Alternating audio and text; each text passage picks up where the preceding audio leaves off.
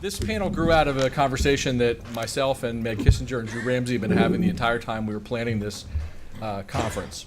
It has to do with the relationship between journalists and advocates and the challenges in journalism, but also in advocacy, because I think that journalists have a hard time understanding which advocates to listen to, because honestly they get advocacy on so many different things, each advocate not realizing that another advocate is telling them to do something different. And also what has happened in the consumer movement to some degree, I think, is that consumers have gotten attached to some of the advocacy messages, and I've heard them flat out suggest to journalists that there are rules to journalism that they are supposed to be following because advocates have made suggestions about the way that coverage be done. So this is a hot button issue for every journalist I ever hear who actually hears about it. More and more people are hearing about it. And so I thought that we would have a discussion about this with a really great group. And so this group that we brought together is as follows. So I learned about this whole thing in part because Dan Reidenberg and one of the major suicide prevention groups has guidelines for journalists, which I was confronted with at a meeting of high school journalists once, and was told that journalists were not allowed to describe the means of suicide. Not that we shouldn't sensationalize the means of suicide, that we were not allowed to repeat them. That was not journalistic practice based on guidelines. And there are also some guidelines in mass shootings. I've been working with the National Council, which is working on a white paper on mass shootings, and we looked at some of the mass shooting guidelines, which suggest that you're not supposed to name the mass shooter. And there are, in fact, some journalistic organizations that will do this to some degree or another. And I don't want to have a fight about journalistic guidelines, because everybody involved in this wants journalism to present the guidelines that his group has. Addiction is a disease, which is a thing that journalists use in stories, and advocates and journalists sometimes fight about. Sally's going to talk a little bit about the messaging in addiction as it comes down. We next have Sarah Nordgren from AP, and Sarah's great value is that Sarah has to make the decisions at AP. She's the deputy managing editor for Health and Science. So whenever you have a story where you want to know, like, how did the major newspapers decide whether to write about how Anthony Bourdain died, for example, most of those papers will go by the decision of Sarah, because AP stories are often the ones that are out there with that. So Sarah has great insight into these areas. We also have Dr. Lloyd Sederer, who's from Columbia, who's a public health doctor, one of the few actual public health doctors who will talk about some of these issues from the perspective of public health. And finally, we have Pam Belluck from the New York Times, who I think has been particularly good as a health and science reporter in writing stories that I've heard advocates beg journalists to do for years really boringly, and has turned them into great stories. I mean, I'm not saying that I think that the advocate's idea of what the story would be was not so interesting. And while she and I had been talking about this, she came out with a piece which I think is a perfect example. She did a piece recently for the New York Times about advanced directives for mental health care. Now, advanced directives for mental health care is something people have been talking about for years.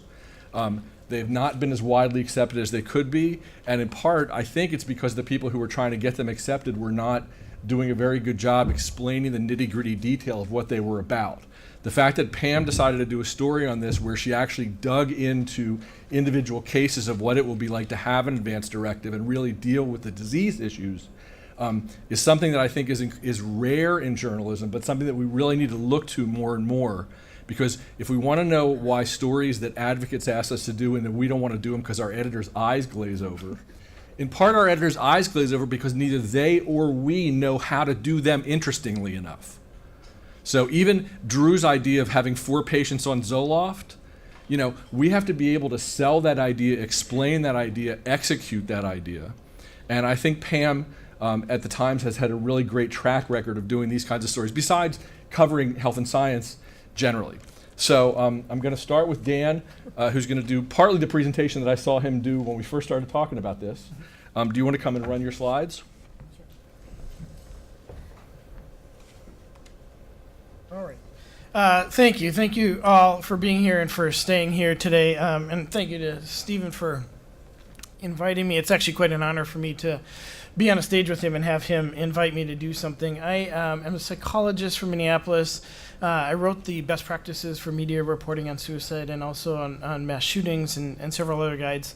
I've had a number of patients that I've lost to suicide, family members and friends as well. And most of my work, I do 5 to 10 media interviews every week. It doesn't matter if there's a story in the news or not. Every week I do 5 to 10.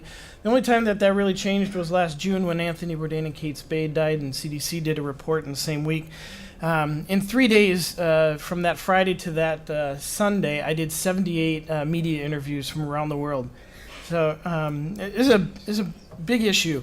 And it started the day with, how do we all get involved with this? Just quickly, many years ago, I was contacted by a reporter from the LA Times who said to me, I want to do a story about Elian Gonzalez and what the separation was between Elian Gonzalez and his parents. I said, great, I'd be happy to talk to you about that. She went on to interview me for about an hour and a half, and then that next week a story came out, and the story started with me in the title, and the whole story about what happened in my family with my parents when they separated. I was one of the early children to be given custody to a father very long time ago, and then they went on to actually put a picture of what they decided was me and my two parents in there. Story never was about Elian Gonzalez, even though he was referred to throughout the story, and you can see different pieces of that in here. That was a big part of my interest in this. One other quick side note, was the Rolling Stones contacted me and said we want to do a story about helping women and teens get out of prostitution, and I had told my mom about this story coming out in the Rolling Stone because Johnny Cash was on the cover, and she thought that was going to be great. She was going to be so proud of her son. And then this is the story that came out, and she was mortified that I would actually be included in that story. These are the kinds of things that are very powerful and impact the media. When it comes to suicide, the World Health Organization has identified through lots of research from around the world these main areas that we have good science to tell us if you enact and do things around these areas, you have a good likelihood of reducing the burden of suicide. As you can see in the blue area there, responsible media reporting is one of them.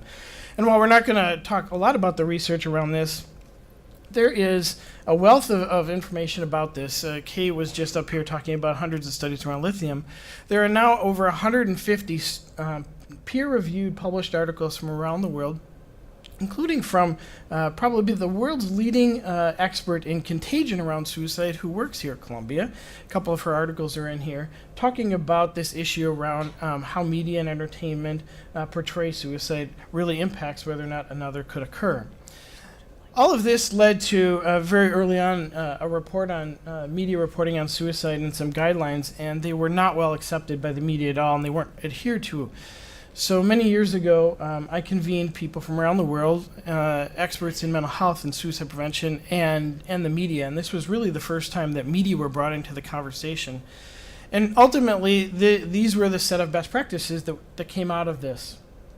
I have trained probably close to 1,000 journalists from around the world on the best practices and the important pieces in covering suicide.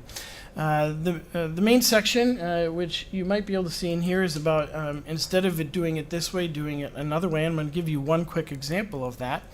But these guidelines were designed to very quickly help a journalist writing a story try to do it in a way that might be a little more responsible from a mental health or suicide prevention perspective.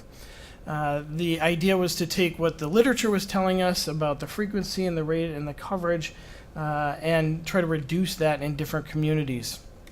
There's pieces in there about how to offer and educate hope, because we know new data in the last 5 years tells us that if any story about a suicide comes out and there is some message of hope, it's called the Papageno effect, we see a reduced number of suicides in that community. It helps journalists understand how to deal with data better and how to report on the warning signs of suicide. You see, because oftentimes we see stories come out and there is nothing in there about the warning signs. So there is all of these messages about what happened, but nothing that would generally help the public prevent another death by suicide. In the training, we go through examples of each one of these, and again, I'm going to show you one of them. And we talk about the investigative journalism component of this, because that is critically important. when an investigative journalist really digs into some of these topics, it can make massive changes and changes in institutions that make a difference and save lives. And then we end with stories done right. So I'm going to give you 2 examples right now. One example of a best practice is avoiding an overly simplistic explanation of suicide. Suicide is very complex. It's always multifaceted. There's never just one reason for any suicide. No studies ever found just one reason for it. And yet we often hear that. A teenager dies by suicide because of a breakup of a relationship. Instead, we would want, and we train journalists on how to talk about the complexity of suicide and the difficulty of trying to understand this. Here's an example of one story that came out a couple of years ago, and it said unemployment was killing 45,000 people a year. That was the same year that there was 45,500 deaths by suicide. If you read this story, you would believe that unemployment was the only reason for all of the deaths by suicide. That's an overly simplistic explanation. It just doesn't fit, doesn't match the science. In contrast, here's an example of a really good story that was done well, following all of these best practices. You can see in a title that it was action-oriented, it was positive and hopeful, and it even included the word suicide in the title, a guide to preventing suicide. It used language that was open and sensitive to those who have been impacted by suicide, so rather than saying somebody committed suicide, he took his own life or died by suicide. It followed the narrative, the storytelling that journalists do. I'm not a journalist, and this section is about who can do things and who knows what the other job is. I'm not a journalist. My job is to help the journalist with the understanding of the topic, and your job is to report and tell a story. In these stories, you can actually tell a very compelling story by saying, you can all relate to this. As a parent, here's what happened to my son. It was balanced. It gave both perspectives on the person who died by suicide. Most often we see stories that is one-sided. It was all these great things about the person, and that leaves the public not understanding how they could have died by suicide. It gives information about what to do. It's action-oriented. It uses reputable resources, and it includes reputable sources and the warning signs of suicide. So you can see there's a difference in how we can see stories come out when we do some education. And I'm just going to end here talking about Robin Williams, because we've heard about this today. Many of you have heard about this story. When Robin Williams died in 2014, I want to show you some of the data on this. And actually one of the authors of the study here is at Columbia. But if you look at the studies and you look at the data from years prior to his death and years since his death, there is an increase of about 1,800 people who died by suicide in the months that followed his death. That's a 10% increase. Here's the data. If you look at the red line is 2014, and you can look at the month he died was August. In the years before and the years since then, the rates went down, except for that one time. If you look at the data by hanging, if you look, the 0 is the actual day that he died. So the days before and the days after, you can see an increase, whether it was the years before or not. You can see an increase, suffocation by hanging. All of this brought on by the media reporting and the extensive coverage of it. And finally, suicide deaths by mechanism, if you look at hanging versus firearms. Firearms is 51% of all suicides in our country. If you again look at that August time frame, you can see hangings increase uncharacteristic to years before or years after, and by mechanism. These are the kinds of things that we look at when we look at should there be a set of best practices? Can we help in shaping some of the conversation, the narrative, to reduce this kind of impact? And while we know that when celebrity deaths die, we see greater increases than the general public, both cases we see an increase when media report on suicide, and it's usually about 14 to 17 days after the death of somebody. So thank you very much. Hope I did that quickly.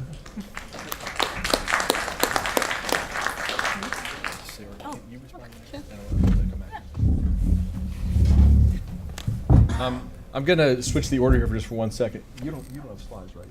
I did. You did? Okay. Oh, then I can't. Okay. Sit back in. Thank you. Next up is Sally Satel, who's going to talk about some of these issues in the addiction world. Okay. Give me a sign if I'm... I have your slide up. When to start. No, when to stop, I mean. Thanks. So title of this panel is Advocates and Journalists. And I actually don't consider myself an advocate for anything, but as a psychiatrist, but good treatment, and as a resident scholar at a think tank for good analysis that either informs policy or just informs scholarship. But I've had some interaction with journalists, and it's almost always very respectful and very positive, except for one haunting example, which maybe tell someone about afterwards. But anyway, so that's my job. I think they seem to understand my job, and as I say, it's usually been a positive thing. Do I understand their job? I think I do. Two main categories of journalism, investigative and explanatory, and I'm usually in the explanatory category when I'm called. Most I think are quite cautious, again, but some actually seem to be performing advocacy themselves, and that's when they. Now, sometimes I think it's inadvertent advocacy, and other times I think it's purposeful, and I have my suspicions, but in various cases, and that's not relevant. But the point is, both manifest the same way, which is that they interview a very a certain roster of folks who, let's just say, come down on one side of an issue. In other words, let's just take vaping, okay? I mean, as a neutral thing, where that's a complicated issue. There are a lot of data, but stories tend to have, unfortunately now, more and more of I'd say, a bias towards representing that. Vaping as quite negative, and so there's a tendency to interview people who are more histrionic about it, or to selectively look at data. That's just one example. Again, how much of that is innocent, and it could be because those are the higher profile people, but then again, one wants to dig a little deeper, and how much of it is purposeful, that's a different point. But everyone knows that there are issues that have two and probably more sides to them. Mark Olson mentioned one with the relationship between opioids and marijuana. Then there's the marijuana legalization and how dangerous it is. And with Alex Berenson's book, that's been in the news a lot lately. The safe injection room issue is an obvious red flag as this is a controversial topic. But what I wanted to talk about today is topics that people don't even know are controversial. And they don't even really know there's another side. And that's been most of my career, actually. I wrote a book a long time ago called PCMD, about political correctness in medicine. And I had the extra job of having to, when Kay Redfield Jamison writes a book on Lowell, everyone knows what Lowell is. It's a shared assumption. This is a poet and an interesting man and someone who is sick. But when you write a book on political correctness in medicine, you first have to educate people that it exists, and then you go into talking about it. And I've been doing a lot of that. So that's a spirit in which I approach these comments today. So if I am an advocate, it's for viewpoint diversity in some of these issues where you don't even know that there may be different ways of looking at it. And my specific example is addiction.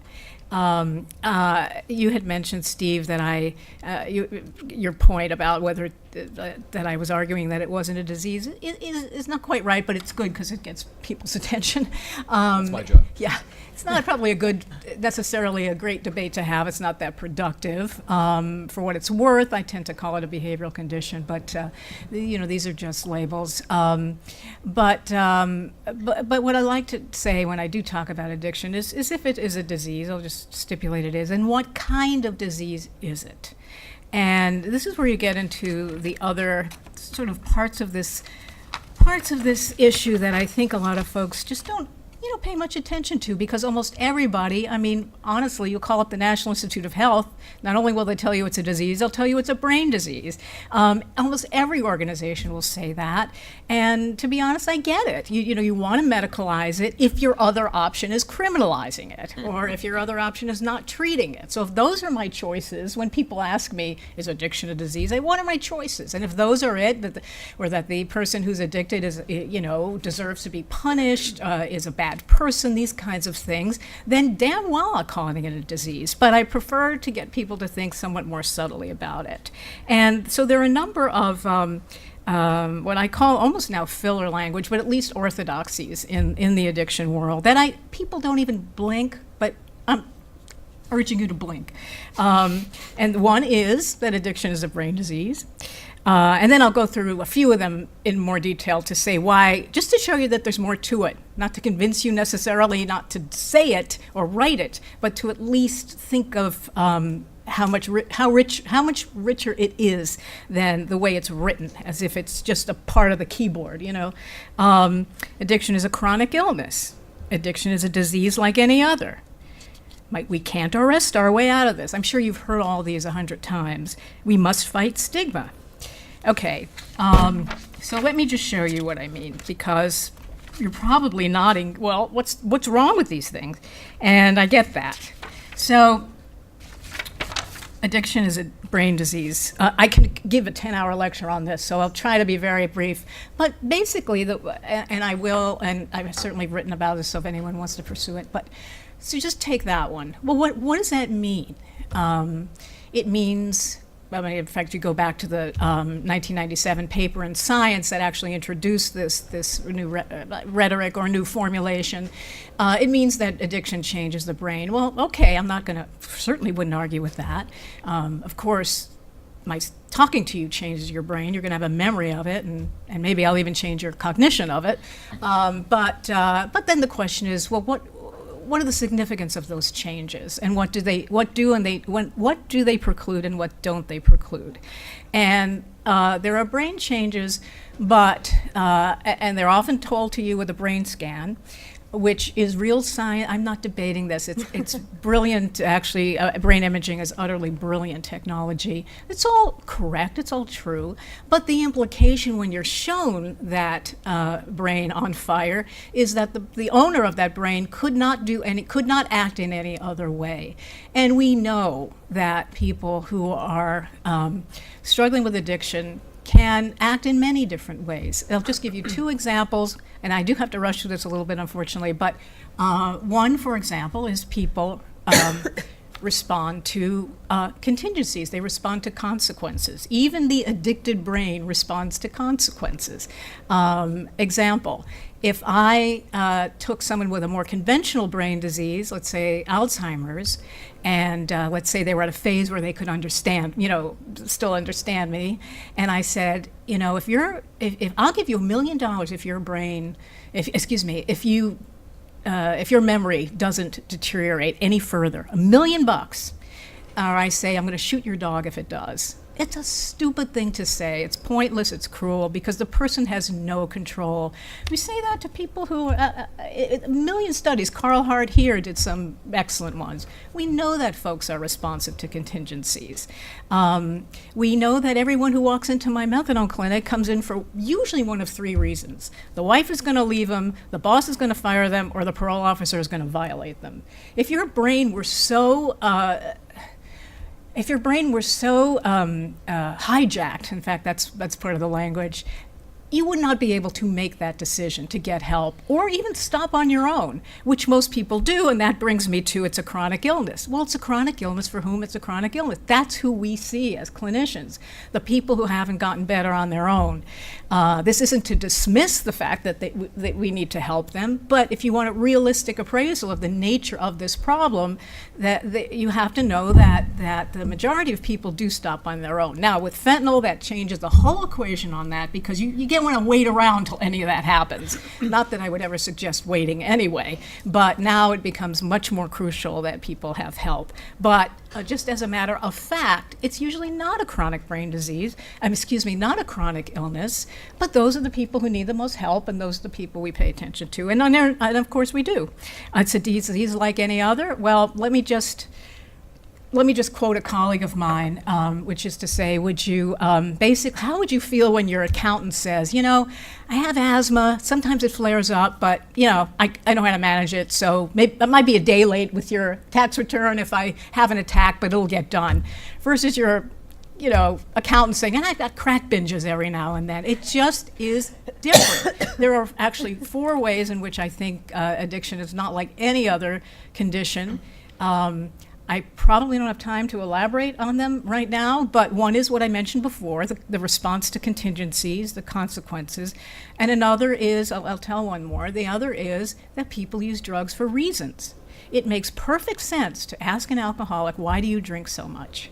That is a sentence that really doesn't make sense if you ask someone why they have pancreatic cancer, unless they can just describe, they're a physiologist. Or, you don't get a response from a pancreatic cancer or even an Alzheimer's sufferer in existential terms. But that question does make sense when you work with people who have drug problems or a lot of bad habits in general. And that is part of the key to the treatment.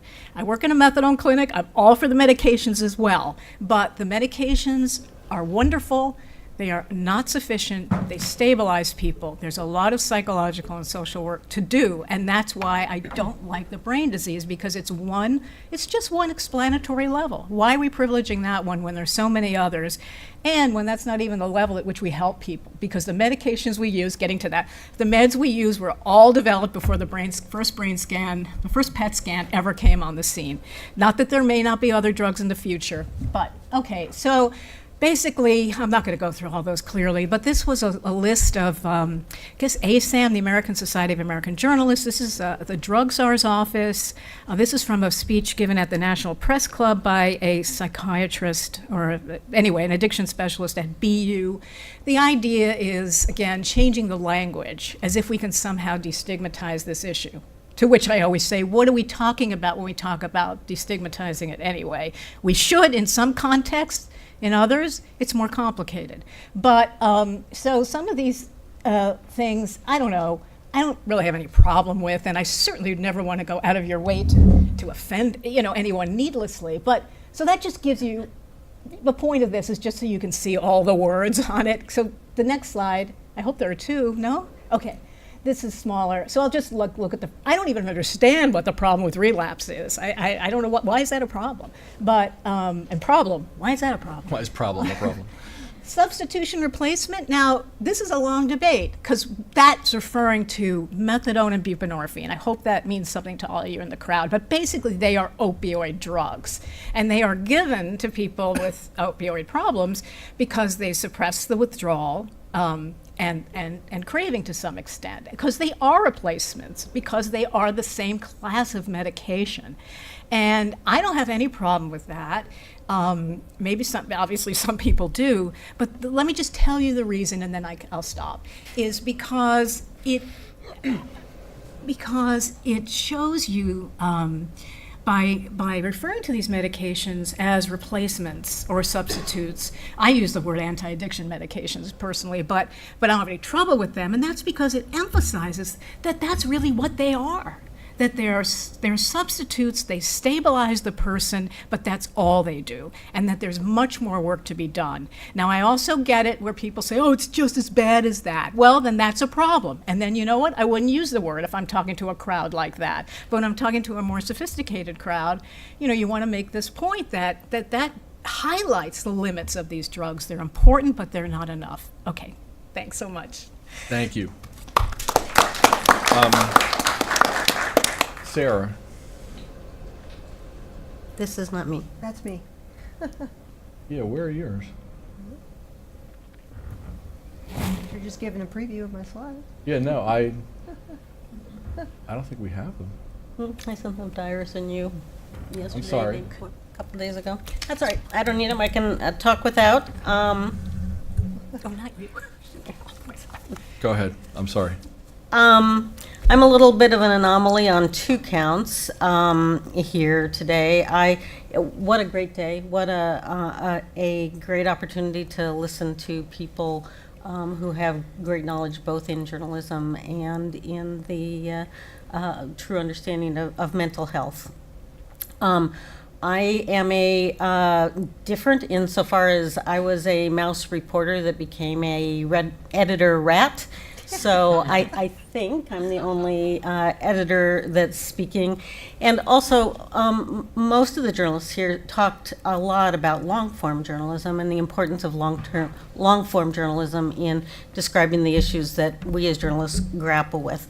I come from the Associated Press, and we do some longer form. I wouldn't say long form journalism, but our sweet spot really is around daily journalism and talking to people about news that is happening today. And I want to put a little bit of a plug in there before I start, because I think that, it's very important I think we all would agree that it's very important for all of us to think about mental health and mental illness and how a broad audience understands those issues, and, not simply people who read excellent biographies and books. We want people to be working from a base of understanding, whether it's about violence or depression or opioids or wellness. You want some knowledge there. So I thought I'd talk a little bit about how we at the AP think about advocacy, but more broadly about how we approach mental health in general. And the Associated Press is a little bit of a news wholesaler. We don't have owners.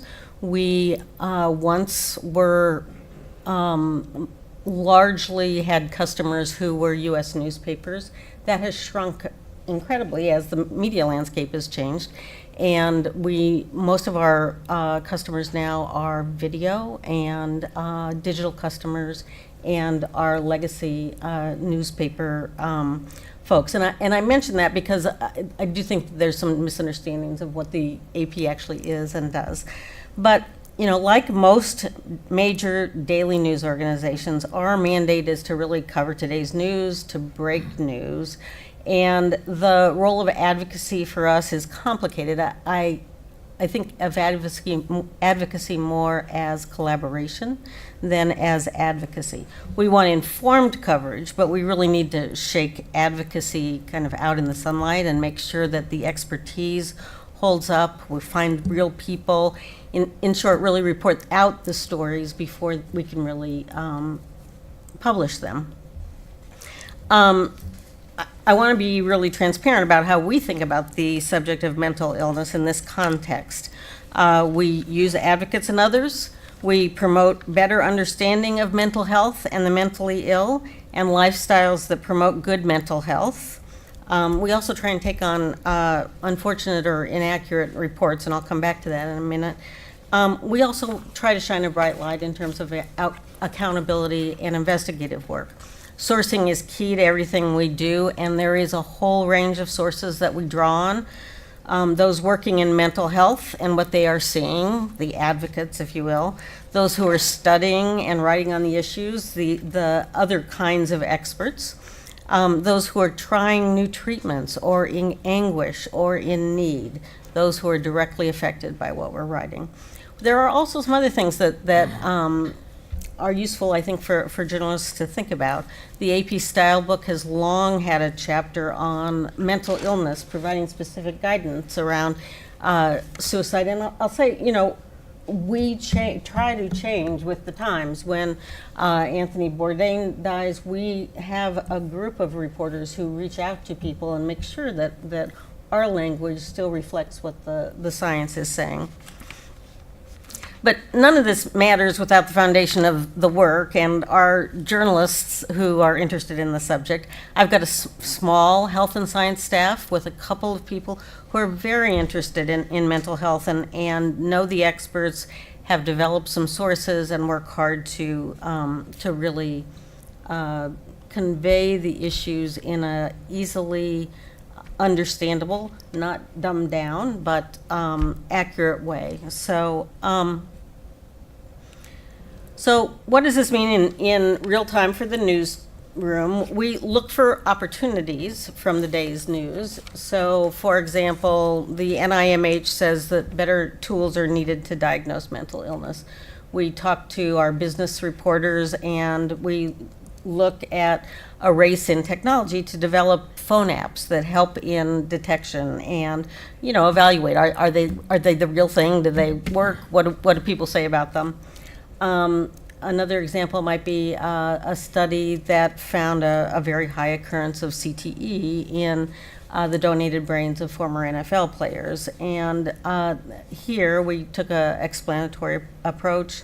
There was a story, an animated video, really just explaining what is known and what's not known about how CTE affects the brain. The other thing, important role I think for mainstream media is in fact-checking and making sure when, for example, Trump broad brushes all mass shooters as deranged, we go to the science, as Richard Friedman was talking about this morning. We talk about links between mental illness and violence, and really try to help promote a broader understanding of what those links are and how the use of the language may create misconceptions in the process. And I just want to, we are a very broad organization. We're all over the world. We've got about 2,200 people. One of the other things that my staff does that I'm quite proud of is, not every reporter that works for AP is an expert in mental illness and how to, or health and science generally. And my team really is our deep expertise for the organization. And people know that in the organization, that if they are stuck and don't know how to talk about these issues, that they've got a really positive outlet to go to. The last thing I'll mention is the going deep, the investigative and accountability work that we do. A couple of examples in the last year or so. There was a very aggressive and unusual globally law introduced in Belgium a year or so ago that allowed euthanasia for psychiatric patients with a psychiatrist's blessing. And we looked hard at that and found that there were a few psychiatrists in particular who talked about this a lot, and that's an issue that we thought was interesting and important, and took that on. Another example is with the migrants in the past year. We've really dug down on what the mental health impact is of both the parents and children when parents are separated from their children. Advocacy is a tool in the toolbox. It's not the box for us. I think that we all do best in this area when we do collaborate, and that's the way I would like us to think about advocacy, is as a collaboration. I'm curious, the journalists in the room, how many of you think of yourselves as advocates? And now no one wants to raise their hand. I should have asked the question earlier. Lloyd does. I think it's an interesting question because I've heard lots of journalists introduce themselves as advocates, and I think the issue of whether we are allowed to be advocates is a really interesting one for another day-long presentation. But I do think it's challenging, and I do think it goes to one of the issues that Sally brought up about whether, if you are an advocate, whether you know all the other advocacy positions or the histories of the positions, because that's one of the challenges. Lloyd, your next up, would you like to respond to where we are in the discussion right now? Sure, good afternoon. I live and work in two worlds. I'm a government official and I'm a medical journalist. As a government official, what that means is that I have policy-making responsibility at the New York State level. And I have been in government as an official for 17 years. I was first for 5 years a mental health commissioner in the first 5 years of the Bloomberg administration, and for the past almost 12 years I've been the state medical director for mental health in New York. And that's my government world. And then for the past 10 years I've focused on working as a medical journalist. And I've published 5 books at this point for the general public, hundreds of articles for the lay public, and I was for 7 years or so the medical editor for mental health for the Huffington Post.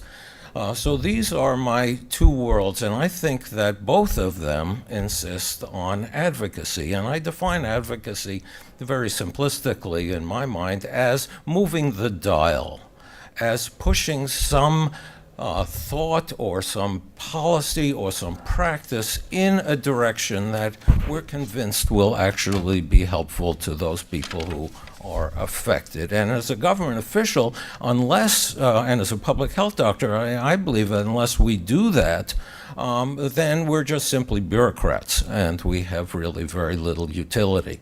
However, these two worlds are not compatible. For me, medical journalism is about messaging. And my experience in government is that government is interested in controlling the message. And you heard that a little bit from Elizabeth this morning, that that she's railed in all the time, and I have not abided by that. And I want to give you a few examples, because that means that I have decided, in order to advocate in both of these areas, that I'm constantly on thin ice. And I want to give you three quick examples where I fell through the ice. And there were more than three, but these are three short examples. And at each time, I almost lost my job, which I don't want to do, because I think my job actually can do some good. So the first time was I had a 1,000-word op-ed in a Saturday edition of the Wall Street Journal. And it was called The Tragedy of Mental Health Law. And my position was that the pendulum had swung too far in the direction of liberty and privacy.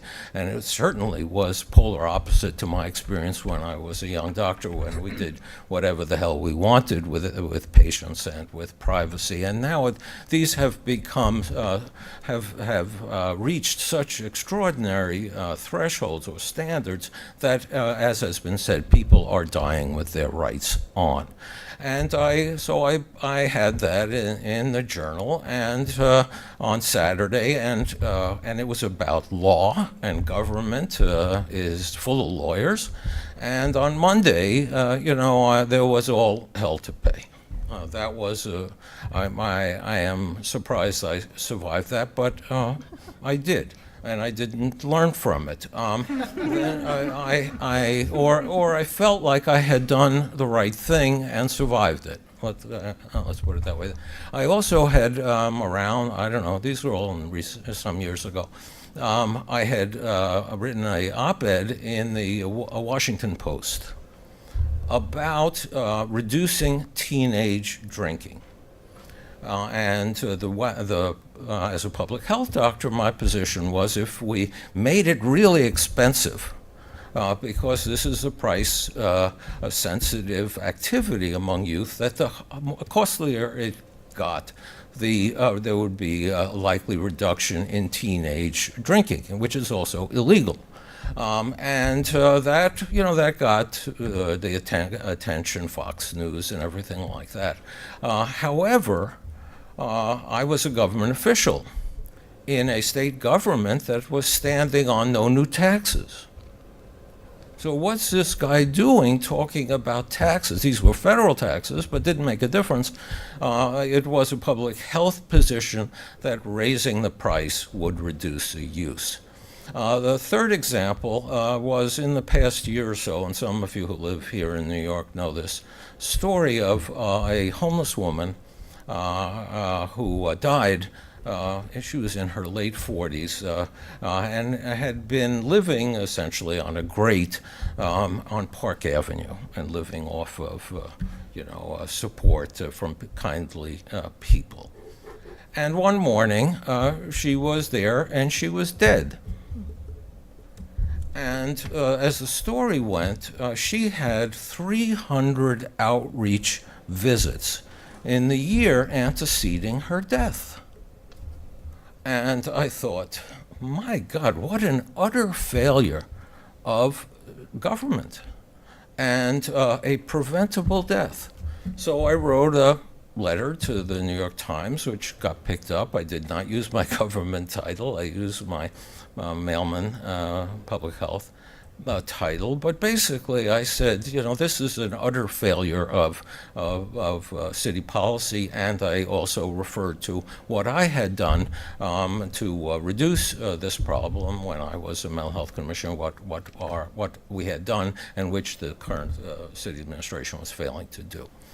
Those are three examples. They're not the only examples, but they're, I guess, a call for having, for taking on things that people will fight you about, or try to fire you about, or will regard you as rogue or out of control.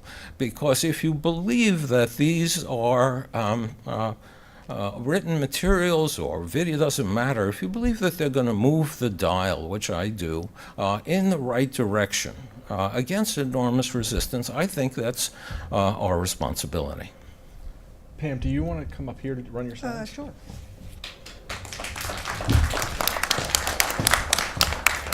Spontaneous applause.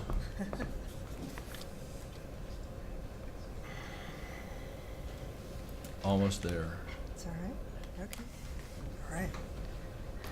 Well, thank you guys for hanging in here. I really appreciate it. Can you hear me okay? And it's really a pleasure to be invited to this excellent conference and to some fascinating speakers. So thank you for including me. So I'm going to, I guess first I just want to say I am not an advocate. I don't consider myself an advocate in any way except for honesty and fairness in what I write. And I have, it's been my consistent experience that if you write honestly, if you write fairly, to make an effort to reflect and respect as many relevant aspects as you can of a subject, that earns you credibility with everyone. Not always, they may not always love it, but they respect it, and that's kind of where I fall. I agree that advocacy is sort of one tool in the toolbox. I, will interview advocates just as I will any other type of source, and examine their ideas just as I would any other type of source. So I'm going to, just because it's been a long day for everybody, I'm only going to talk about, I'm going to skip ahead and just talk about the Psychiatric Advance Directive story that Stephen mentioned, which came out just last month. And I'll just tell you a little bit about how I sort of did that story and the process involved, and along the way you'll hear a little bit about kind of where advocates came in and sort of the response to it when it came out. So I didn't think about that story as an advocacy story in any way at all. It was just something that seemed to me to be interesting, important, and somewhat surprising. And those are kinds of my thresholds for looking and considering stories. And it was actually mentioned to me, I think probably about 3 years ago, by a psychiatrist who I had interviewed for a different story, and just sort of as part of that part of the interview, he sort of mentioned this in an offhand way, and I said, oh, that sounds kind of interesting. And he was a fan of Psychiatric Advance Directives, which, in case anybody doesn't know, these are legal documents that allow people, they're intended for people with serious mental illness, to basically sort of specify, when they are in a stable state, the types of treatment and approaches that they want and that they don't want. They can get very specific if they were to go into crisis and not be in a situation where they can articulate it for themselves. So it's sort of like a regular advance directive, but it's very, very specific, and I thought it was really fascinating that you're having somebody sort of ahead of time, specify these types of of things, down to which hospital they want to go to, whether they want ECT or not, how they want to be treated, what they want people to say to them, what they want to happen to their dog, all of those things. I thought it was just fascinating. So periodically, this psychiatrist would sort of email me, maybe a couple times a year, and say, what's going on? Are you going to be doing that PAD? They're called PAD story. And I always sort of had the same answer for him, which was, I still think it's really interesting, but the only way I'm going to be doing it is if I can find actual people who have PADs, who are willing to talk with me, willing to share their experiences, and willing to be fully identified. And that's something that I find, and I know others here today have spoken about, the value of having somebody who's fully identified, named, ideally photographed. It is just so important for allowing readers to empathize and connect and really understand what's going on, and and to hear and see the patient perspective.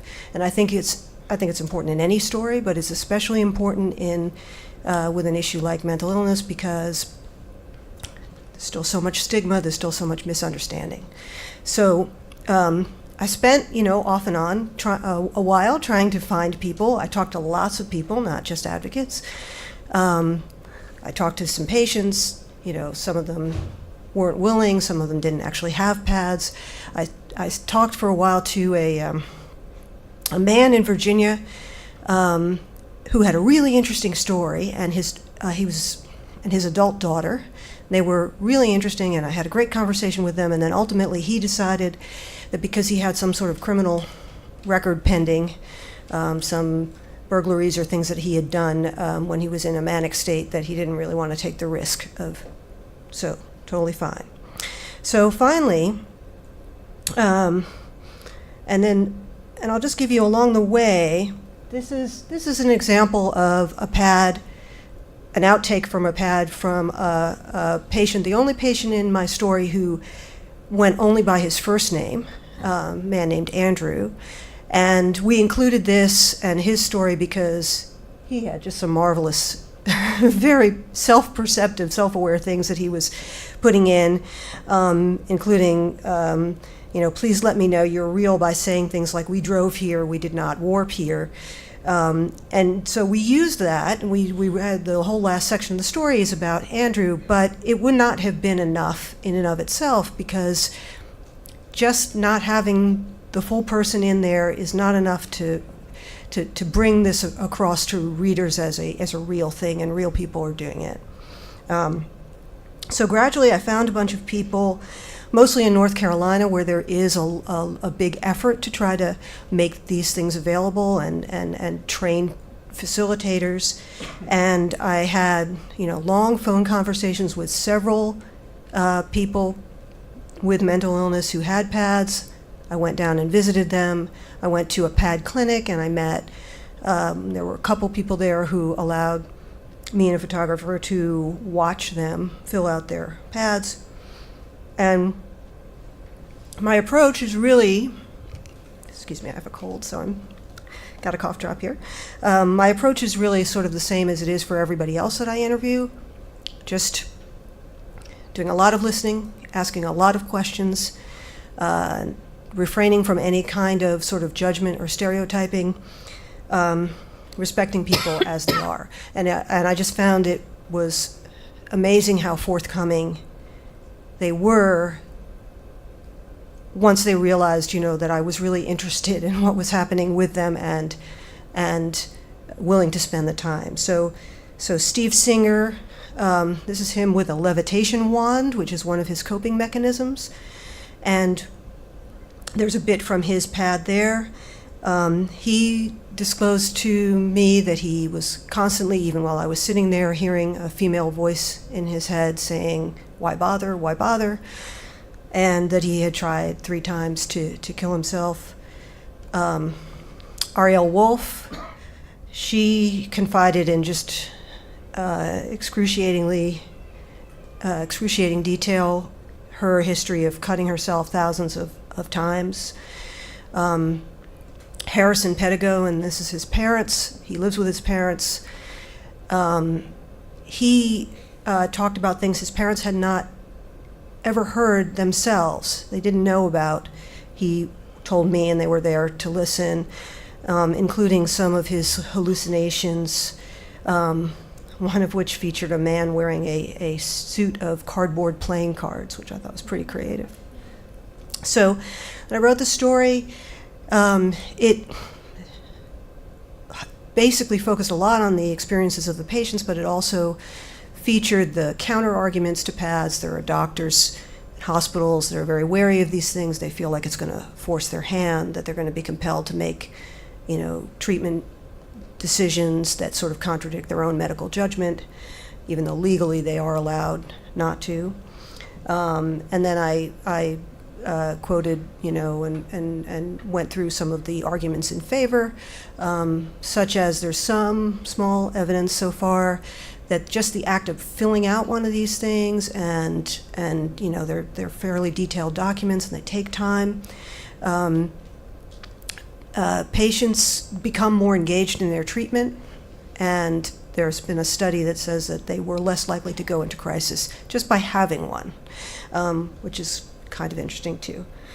So then the story came out, and and this is to me the payoff, which is that people on all sides felt that they were fairly treated. So the psychiatrist who originally told me about it, he sent me an email. He said, "Great piece, well worth the wait." And then he said, although he started criticizing, there was one psychiatrist in there, several psychiatrists who were sort of skeptics, and he said, I'm gonna go after her. She's a downer, So, but it was a joke. But this director of the psychiatric hospital who I quoted, he was quoted as a sort of skeptic, and apparently he was getting a little heat for it. So he emailed me and he said, "You did a phenomenal job with this story. Admittedly, I wasn't thrilled with how my perspective was captured in the article, but I understood. The most important thing is that you captured the patient perspective and highlighted the value of a community working together to address a mental health issue. For that, we all owe you a debt of thanks." That's the kind of email I want to get. This one, I don't know if you can read it. This was an advocate, a mental health lawyer, who is just remarkably passionate and interesting, and she was actually the person who Andrew, with the pad that I showed earlier, she helped him fill it out, and she said, most people can't or won't get it for whatever reason. I suspect the culprit is most often unintentional ignorance, but people also don't want to look to see, much less stop and consider. Somehow, serious mental illness seems too scary or ugly. You can go on and see the rest of it, but it just was sort of like she's sort of processing this and then talking about the effect of the story. And she was very, very respectful of the way that I was going about it, the choices that I was making, the questions that I was asking, and she understood that it had an impact because of the credibility that, the way that it was portrayed. And then the best part was what I heard back from the patients. Ariel Wolf wrote me, she said, "I've been having a bit of a struggle lately to feel like I'm not falling behind where I should be." And she said she hadn't been sure what was going to come out of the hours of conversation we had about such a raw, traumatic part of my life. But reading the article, I'm extremely grateful to have that specific part of the story highlighted. I am feeling significantly more comfortable with where I am at now after reading about the dark place I came from. And Steve Singer texted me the following. So, despite his spelling issue, it meant a lot. And I'll just stop there. Thank you.